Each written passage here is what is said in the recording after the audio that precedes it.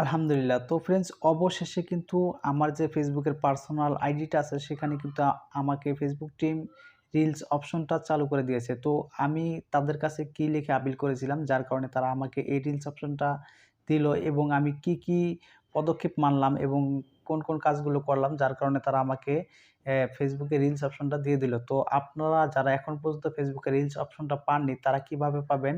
তো সেটি আমি আপনাদের দেখিয়ে দেবো। জাস্ট এটা নিয়ে আপনারা পরে একটা ভিডিও পাবেন। জাস্ট নেক্সট ভিডিওটা দেখলে কিন্তু আপনারা এই কাজটা সহজে শিখতে পারবেন।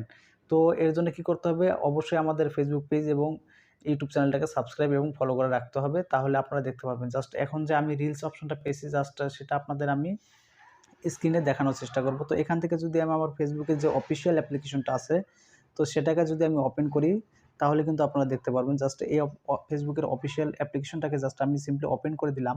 অ্যান্ড দেন ওপেন করে দেওয়ার পর এখানে একদম উপরে দেখতে পাচ্ছেন যে স্টোরেজের পাশেই কিন্তু এখানে দেখতে পাচ্ছেন যে রিলস নামে একটা অপশন রয়েছে। জাস্ট এখান থেকে কি করব, এখানে যদি আমি রিলসে ক্লিক করি, তো রিলসে ক্লিক করার পর দেখতে পারবেন যে এখানে দেখতে পাচ্ছেন আপনারা অবশ্যই এখানে কিন্তু ফেসবুক টিম আমাকে রিলস অপশনটা দিয়েছে।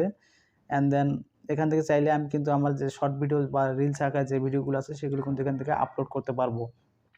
তো আজকের ভিডিওটি এই পর্যন্তই। যদি ভিডিওটি ভালো লাগে তাহলে অবশ্যই আমাদের চ্যানেল এবং পেজ সাবস্ক্রাইব অ্যান্ড ফলো। আজকের মতো এখানেই বিদায় নিচ্ছি। আল্লাহ হাফেজ।